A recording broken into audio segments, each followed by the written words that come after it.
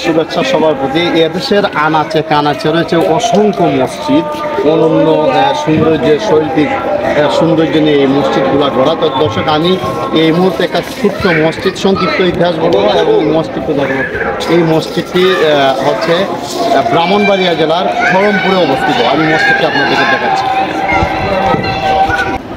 মসজিদটি ব্রাহ্মণবাড়িয়ার আখাউড়া উপজেলার খড়মপুরের তিতাস নদীর পাড়ে অবস্থিত।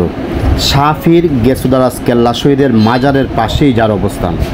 সোনালী রঙের এক গম্বুজ বিশিষ্ট মসজিদটির আনুমানিক বয়স প্রায় 1000 বছরেরও বেশি, যা আজও কালের সাক্ষী হয়ে দাঁড়িয়ে আছে।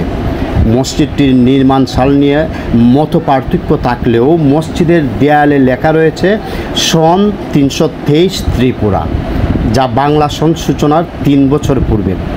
ওই সময়ে ত্রিপুরা রাজ্যের অধীনে ছিল এই আখাউড়া অঞ্চল। ফলে এলাকাবাসীর ধারণা মসজিদটি ওই সময়ের। ছোট্ট মসজিদটির গম্বুজটি বেশ মনোরম এবং সুন্দরভাবে সোনালি রং দিয়ে আবৃত, যার নজর কাড়ার মতো। মসজিদের গায়ের সন 323 লেখা থেকে এলাকাবাসীর ধারণা মসজিদটি 1000 বছরেরও পুরানো। মসজিদের পাশেই রয়েছে হজরত শাহজালাল রহমতুল্লাহ আলাইহের অন্যতম সফর সঙ্গী সৈয়দ আহমদ গেসুদারাজ বা শাহ পীর কেল্লা শাহের মাজার।